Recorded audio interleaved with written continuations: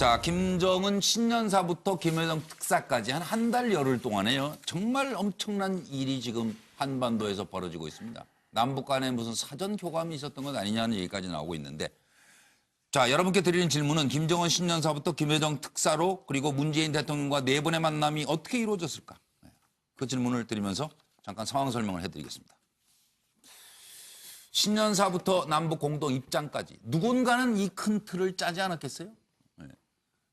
자, 1월 1일 김정은 신년사 북한 대표단 파견 용의가 있다. 청와대 즉각 환영한다.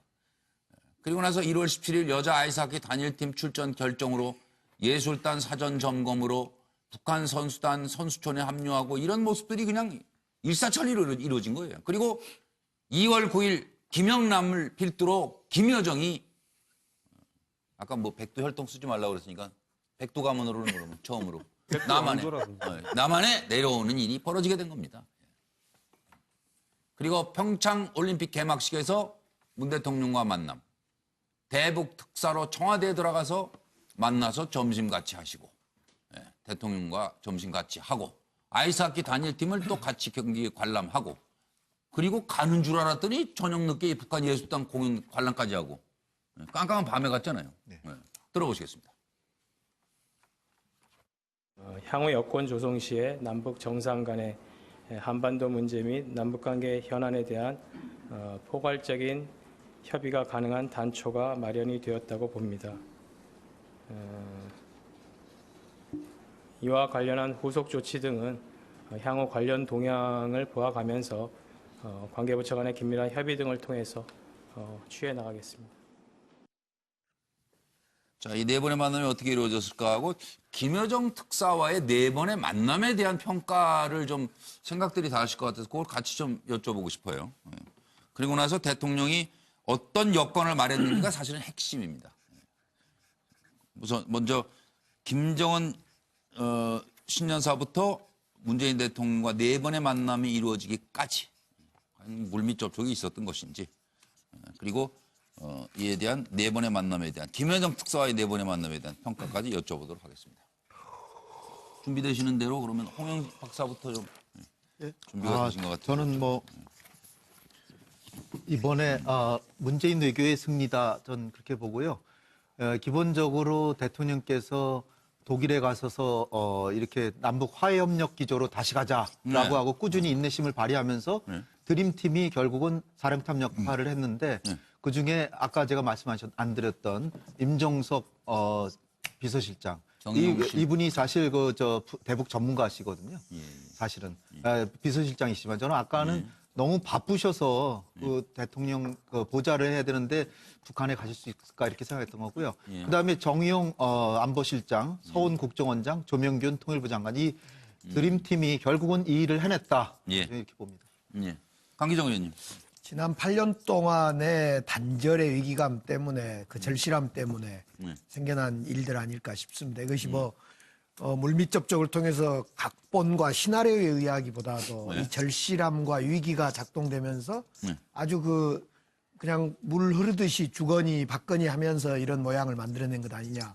물론 전제는 북한과 미국 간에 약간의 서로 양해가 있었던 것 같습니다. 예를 들면 한미연합훈련을 연기한다거나. 그것도 참 큰 거였죠. 네, 그다음에 이제 북한에서 열렸던 군 열병식도 축소시켰던, 이러면서 서로 이제 양해가 있었던 건 전제가 되는데, 전체적으로는 각본이 있다기보다도 이런 절실함과 위기 때문에 생겨난 일 아닌가 싶습니다. 네, 노희 변호사님. 보통 이제 협상을 할 때는 줄 거를 주고 받을 거 받을 때 상대방이 나에게 주었다는 것 자체를 깨닫지 못하게 하는 게 가장 잘하는 거거든요. 그래서 저는 문재인 대통령이 처음부터 이제 운전자 외교를 하겠다는 식으로 말씀하셨잖아요. 저는 그게 이번에도 잘 먹혀 들어간 것 같아요. 그래서 트럼프 대통령으로부터 여러 가지 양해를 얻어내고 또 김정은으로부터도 여러 가지 실질적인 행동을 하도록 얻어내고 이런 것들이 사실은 중간에서 조율을 엄청나게 잘하신 거거든요. 그래서 이번 것을 운전자 외교의 승리다, 이렇게 말씀드리고 싶습니다. 황 소장님. 저는 적어도 한 석 달 이상 물밑에서 다 합의되었고요. 예. 그 합의된 내용이 하나씩 공개되는 거다. 아니 12월 25일 성탄절 날 남북 항공 관계자들이 모여가지고 동해를 갖다가 이렇게 관제 협정을 네, 했지 않습니까? 맞아요. 그거 참, 그런 다음에 마식령에 이렇게 우리 비행기로 국민들은 올라갔어요. 마식령을 비행기로 갈지 예. 이렇게 육로로 갈지 몰랐잖아요. 그런데 어느 날 육로가 너무 멀어서 비행기로 간다더만 이미 느닷없이 협정은 비행기. 다 체결돼 있었어요. 맞습니다. 그리고 상식적으로 이 전문가가 더 잘하실 거라 보는데 홍 박사께서요. 남북 간에 그런 게 없이 김정은 이 신년사를 통해 가지고 저렇게 간다 제안이 되겠어요? 그건 사전에요.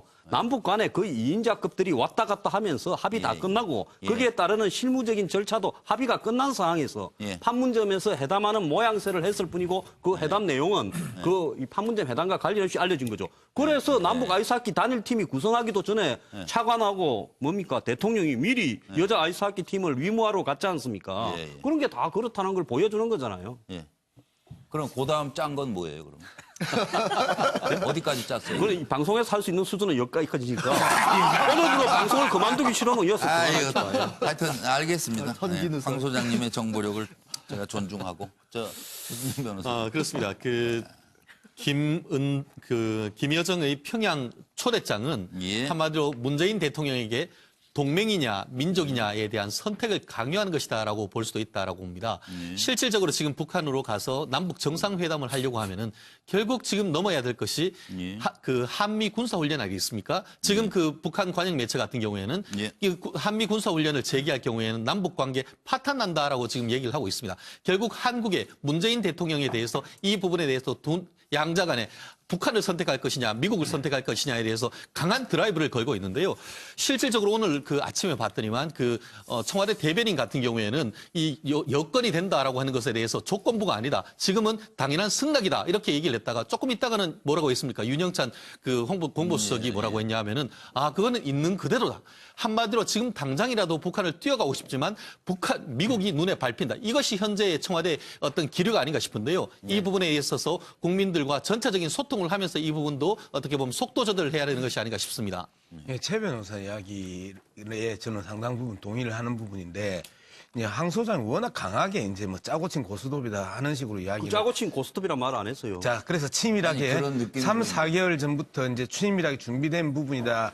이렇게 이야기를 했는데 만약에 치밀하게 준비됐었으면 저러한 그 북한에서 그 대통령의 그 평양 초청 같은 경우에 대해서 지금 청와대가 혼선을 빚거나 그 대답을 잘못하거나 할 수 없어요. 계속해서 일정한 그 실수들이 계속 나오는 부분들은 청와대 입장에서 상당히 당혹스럽다는 뜻이거든요.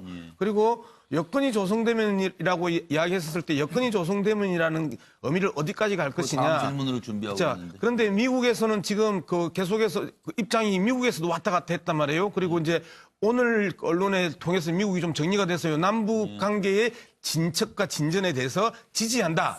그럼에도 불구하고 비핵화의 문제는 반드시 이야기해야 된다. 근데 문재인 대통령이 비핵화 문제 이야기 안 했을 뿐이지 비핵화를 그 논의 테이블에 안 올리는 남북 대화, 남북 정상회담은 아무런 의미가 없습니다. 그거는 진보 진영도 똑같이 생각하는 그건 거거든요. 너도 알고 나도 한다 그 얘기. 그런데 그 이야기를 했냐 안 했냐를 가지고 비핵화를 뭐 시시비비하지 말자.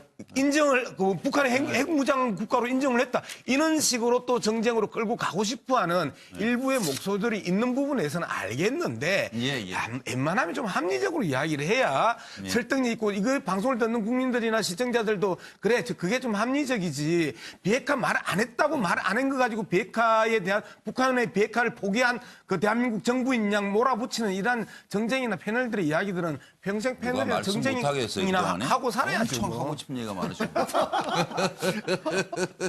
진행을 맡게요. 김광덕 부장 정리해. 문 대통령이 2박 3일 동안 4번이나 김여정 특사를 만난 거는 예. 본인이 어저께 대통령께서 말씀하신 대로 예. 이 만남의 조그만 불씨가 횃불이 되려면 예. 계속 부처질을 열심히 해야 되는 거죠. 며칠 사이에. 예. 예, 그래서 예. 소위 말해 자동차로 말하면 엑셀레이터 밟을 때 계속 확실히 밟을 때 밟아놔두자. 갈 때까지 가보는 거예요. 할 밟을 때까지 때 하고. 밟아놔두자 이런 예. 마음으로 그렇게 했을 거로 보고요. 예. 대통령이 4번 만났을 뿐만 아니라 총리가 오찬을 하고 또 예. 임종석 비서장이 만찬하고 계속 끼니 때마다 우리나라 최고위 관계자들이 이렇게 한 거는 예. 일단 북한에 대해서 최대 한도의 어떤 정성을 보임으로 인해서 예. 북한의 변화를 바라는 그러한 거를 표출한 게 아닌가 이렇게 생각이 됩니다. 다들 말씀하셨나요? 그럼 여기서 진짜 중요한 게 전문가들 얘기로는 이제 이 김여정이 한반도 문제 핵심의 키로 부상했다. 이런 평가까지 나오고 있어요. 그래서 조금 이따 홍현익 박사도 이 문제 좀 얘기를 해주셨으면 좋겠고 문 대통령이 여건을 만들어 보자 이렇게 얘기했습니다. 어떤 여건일까요? 들어보시죠. 문재인 대통령은 오늘 김정은 국무위원장의 특사 자격으로 방한한 김여정 조선노동당 중앙위원회 제1부부장과 평창 동계올림픽 고위급 대표단장인 김영남 최고인민위원회 상임위원장을 만나셨습니다. 김여정 특사는 김정은 국무위원장의 남북관계 개선 의지를 담은 친서를 전달하면서 문재인 대통령을 빠른 시일 안에 만날 용의가 있다. 편하신 시간에 북을 방문해 주실 것을 요청한다는 김정은 국무위원장의 초청 의사를 구두로 전달했습니다. 이에 문 대통령은 앞으로 여건을 만들어서 성사시켜 나가자는 뜻을 밝히셨습니다. 문 대통령은 특히 남북관계 발전을 위해서도 북미 간의 조기 대화가 반드시 필요하다면서 미국과의 대화에 북쪽이 보다 적극적으로 나서주기를 당부했습니다. 많은 분들이 아마 기대와 우려를 가지시고 그리고 아마 뭐 이산 가족들도 그러시고 자 어떻게 잘 좀 됐으면 좋겠다 남북 간에 평화 무드가 좀 잘 진행이 돼서 그리고 김여정 부부장은 이번에 와서 2번이나 강조하지 않았습니까, 목사님? 네. 사실은 평양에서 만나자. 네. 그럼 잘 되면은 이제 대통령 네 분이 평양 가는 거예요? 2번도 한 서너 번 그런 것 같아요. 우리 알려지기로는 뭐 총리 두 번. 총리 네, 뵀을 네, 때도 얘기를 하고 예. 임종석 실장께도 얘기하고 예. 반드시 평양에서 다시 만납시다. 마치 뭐 다정한 온의 뭐 이렇게 얘기하듯이 반드시 우리 대통령님 평양에서 뵙고 싶습니다. 그러니까 아마 아니 저기 지금 오빠가 사진에도 나오는데 네. 저 관람석에 저렇게 나란히 앉은 모습은 정말 뭐 그러니까 그 어떤 때는 김영남 위원장을 옆에 앉히고 어떤 때는 김여정을 옆에 앉히는데 점점 그러게요. 시간이 갈수록 나중에는 김여정이 옆에서 대통령을 마치 그 하나도 어색하지가 않아요. 그러니까요. 얘기하는데 이게 오래 알고 지냈던 분하고 얘기하는 거 그리고 같잖아요. 저게 아마 2014년의 교훈입니다. 북한의 그 실세 3인방이 아시안 게임 때 왔잖아요. 왔는데 그때는. 그때 우리가 안보실장하고 통일부 장관이 만났지만 그냥 허송세월 결과적으로는 성과가 없이 서해에서 그 다음에 바로 그냥 충돌이 있어가지고 끝나버렸어요. 근데 예. 그때의 교훈을 살려서 이번엔 반드시 예. 남북 간의 신뢰를 조성하고 예. 그리고 우리가 운전석에 앉자. 그래서 앉은 겁니다. 지금. 예, 예, 그래서 성과가 이번엔 있고요. 근데 과제는 있기 때문에 예. 지금 대통령께서 얘기하신 여건. 조건은 예. 확실하게 제가 말씀드릴 수 있는데 예. 북미 간에 북한이 먼저 성의를 보여서 북미 대화를 북핵 문제 대화를 해라. 그렇다면 나도 평양에 갈 수 있다. 이겁니다. 아 그게 전제를 한 거다. 그럼요. 그게 여건입니다. 그게 여건이에요. 그러니까 나는 당신들의 제안을 이미 받았지만 그렇지만 우리 친구이자 또 국제 안보에 우려가 많은 미국의 우려를 등에 안고 평양을 갈 수는 수는 없다. 없다, 그거는. 그러니까 북한이 성의를 보여서 북미 대화를 한다면 평양 갈 수 있다. 예. 이렇게 얘기하십니다. 그래서 펜스가 비행기 타고 가다가 지금 뭐 연락을 받은 거예요 청와대에서 그러면? 왜냐하면 우리 그러니까 대통령께서 대화 원하면 할 것이다 뭐 조건 없이. 펜스가 그 리세션장에서 사실은 좀 초강대국으로서 좀 초라한 모습을 보였잖아요. 네. 아니 죄는 김영남이 짓고 북한이 지었는데 왜 자기가 피해? 왜 초강대국의 자리를 지도자가 왜 자리를 피합니까? 그러니까요. 거꾸로 보면 그래서 그렇죠. 네. 그래서 우리 대통령께서 펜스가 굉장히 좀 그 심적으로 우울하겠구나. 그래서 그 강릉까지 가셔가지고 펜스가 네. 우리가 먼저 이니셔티브를 가지고 펜스 부통령하고 같이 응원합시다. 그래 가지고 옆에 앉으셔가지고 달래준 겁니다. 그리고 혹시 걱정을 하실지 모르는데 김영남과 무슨 얘기를 했고 김여정과 무슨 얘기를 했고 지금 우리 정부의 표현에 따르면 미국이 귀찮을 정도로 남북 간의 대화가 있으면 그걸 다 브리핑을 해줍니다. 그러니까 한미 관계를 너무 우려하실 필요 없다. 저는 그렇게 봅니다. 아니 그리고 아까 올라가서 그것도 저 홍현익 박사는 김여정이 제가 조금 전에 말씀드렸잖아요. 전문가들이 한반도 문제 핵심에 키로 부상하고 있다 할 정도로 지금 김여정을 평가하지 않습니까? 그러니까 김여정이 올라가서 오빠한테 지금 뭐 누구 얘기를 듣겠어요? 김여정 얘기를 제가 듣지. 오빠 가본 핵 부저 포기하고 우리 잘해봅시다. 그런가 하면은 한 패널은 또 말씀하기를 그 핵 가지고 있어도 되겠습니다. 나만 웃고 이렇게 얘기한다고 했단 말이에요 지금. 그러니까 이게 지금 어떻게 될지 아마 그 얘기를 했을 겁니다. 굉장히 궁금해서. 그러니까 김여정이 그 KTX 타고 몇 번을 강릉을 왔다 갔다 했잖아요. 예. 이게 저 평양에서 설날이라고 해서 저 낮은 선봉 거기 가려면 한 3, 4일 걸려요. 근데 여기 서울에서 강릉을 2시간에 번쩍. 서울에서 2시간에 두 시간 번쩍. 걸려요, 그냥. 이건 저 상봉인가 거기서 1시간 반이고 네. 서울역인가 거기서 2시간인데 2시간에 마치 홍길동처럼 휙 갔다. 휙 갔다. 점심 먹고 휙 갔다 오고 뭐. 이런 나라하고 우리가 경쟁을 하는데 조심해야 됩니다. 사이좋게 지냅시다. 저는 그럴 것 같아요. 안 그럴 것 같아요. 그거 봐요. 저는 안 그럴 것 같아요, 솔직히. 민주사회 맞네요. 너무 이게 좋게 힘입니다, 해석하시는 우리가. 그래서 거예요. 노영희 변호사님 얘기하세요 그러면. 아니 저는 솔직히 그렇게 말할 것 같지 않아요. 그냥 가서 자기네들이 원했던 성과를 다 이루고 왔습니다. 네, 그리고 네. 이러이러한 식의 뭐 조금 앞으로 전략을 세우면 되겠습니다라고 하지. 뭐 지금 말씀하신 것처럼 그렇게 뭐 하지 않을 것 같아요. 되게 우리 박사님은 사실은 상당히 되게 나이스하신 분인 것 같아요. 고맙습니다. 나이스. 좋은 말이잖아요, 나이스. 사실은 아니 그 여권은 뭐예요? 여권을 만들어가잖아요. 여건이라고 하는 거는 기본적으로 이 사실은 애매하지 않습니까? 이 절묘한 균형점을 찾는 겁니다. 그러니까 미국이 어느 정도 우리를 조금 눈 감아주고 그러면서 북한하고 관계를 조금 개선하면서 뭐 이렇게 시시콜콜이 한부터 열까지 전부 다 막 뭐라고 하지 않는 그런 상황. 또 북한도 그냥 애써 모른 척 미국이 뭐라고 하는 것에 대해서 애써 그냥 모른 척 얘기할 것만 몇 개 얘기하는 그런 상황. 그래서 결국 우리가 운전대를 잡을 수 있는 그런 상황을 여건이라고 하겠죠. 그러니까 문 대통령에겐 정말 엄청난 기회가 온 거죠. 그럼요. 위기이기도 하고. 정말 중요하신 강기정 거죠. 의원님 정말 이건 뭐 우리 문 대통령께서 이거 그냥 나온 게 아니라 지난 2007년 노무현 대통령이 그 남북 정상회담 할 때 예. 그때 경험을 충분히 했을 거라고 봅니다. 아, 그런 그때도 네. 그 핵위기, 우라늄 위기가 아주 최고조로 달할 때 당시에 육자회담 관련국의 어떤 외교부 장관들을 여러 번 한 6, 7번 만났을 겁니다. 아마 그런 외교적 상황을 만들어내는 것이 여건인데 다행스럽게 지난번에 중국 방문하고 또 사드 문제 등으로 해서 한중 문제라든가 이런 문제를 충분히 풀어보고 조건을 만들었던 거에 기초해서 육자회담의 분위기를 만들었던 과거 2007년의 경험을 계속 생각하고 있지 않을까 싶습니다. 저는 그 여건도 중요하지만 뒤에서 만들어라는 말씀이 굉장히 중요한 것 같습니다. 예. 아시다시피 우리가 보통 보면 여건이 조성되면 이렇게 해서 되면이라는 건 수동태를 쓰는데 이번 같은 경우에는 여건을 만들어서라고 해서 아주 적극적인 능동태의 말을 썼단 말이에요. 그렇기 때문에 여전히 그 단어 하나에도 어떻게 보면은 이 남북 운전자론의 어떤 힘을 싣는 그런 단어를 구사했는 것 같은데 말씀하신 것대로 의지만 있다고 되는 건 아니죠. 과연 그렇다고 하면 전략이 뭐냐? 그것이 바로 여건인 것 같은데 여건에 대한 어떤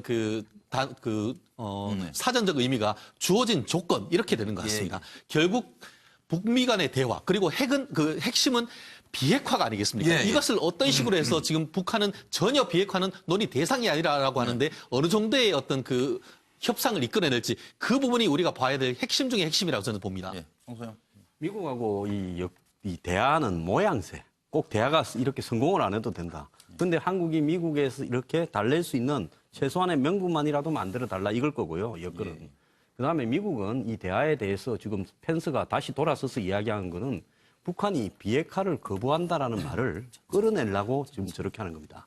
아예 대화를 안 한다고 하면 미국이 대화를 거부해서 이 모든 책임을 뒤집어 쓸 수 있으니까요. 두 번째로는요. 미국이 한국에 대해서 북한이 가장 원하는 거는 북한이 미국하고 직접 대화하는 거다. 한국을 끼우지 않고. 핵 문제는. 그렇다면 우리가 최악의 경우에는 북한과 직접 대화를 할 수도 있다. 이런 경고도 포함되어 있겠죠. 근데 진짜 한 가지 계속해서 우리가 지금 까먹고 있는 게 있는데요. 문재인 대통령이 북한의 제재와 압박을 푼다고 한 번이라도 이야기했습니까?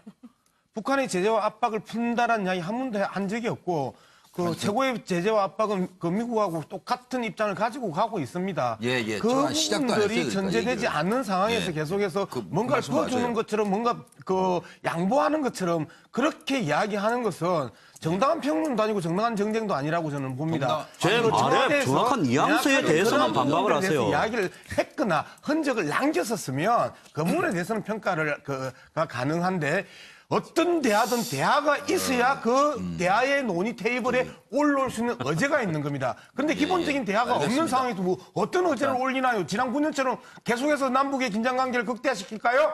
양 박사님. 문재인 대통령이 과거에 정상회담을 2차례 한 전직 대통령들하고 달리 여건이라는 표현을 굉장히 강조하고 있어요. 지난 신년 기자회견에서도 여건이 돼야 된다라고 하는 말을 굉장히 하는데 왜 여건이 중요하냐?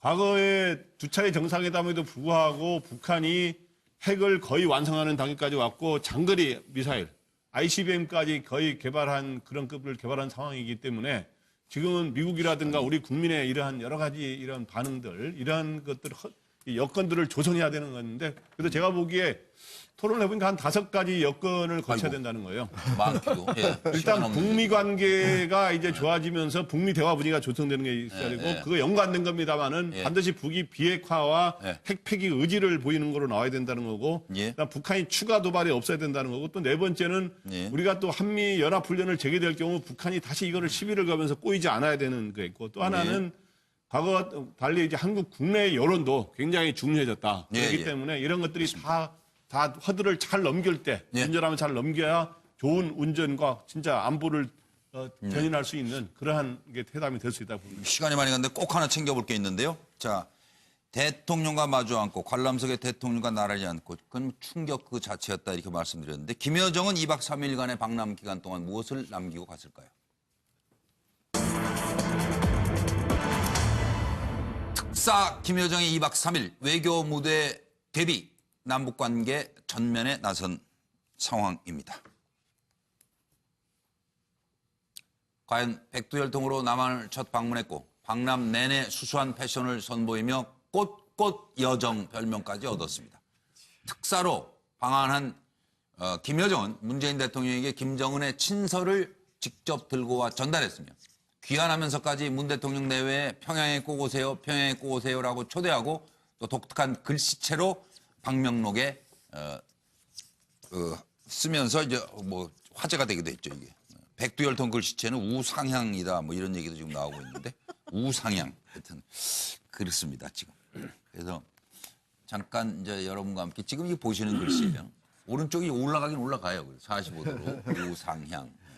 준비된 내용 듣고 와서 과연 김여정의 첫 외교 무대 대비 평가 그리고 향후 역할 간단히 짚어드리겠습니다. 들어보시죠.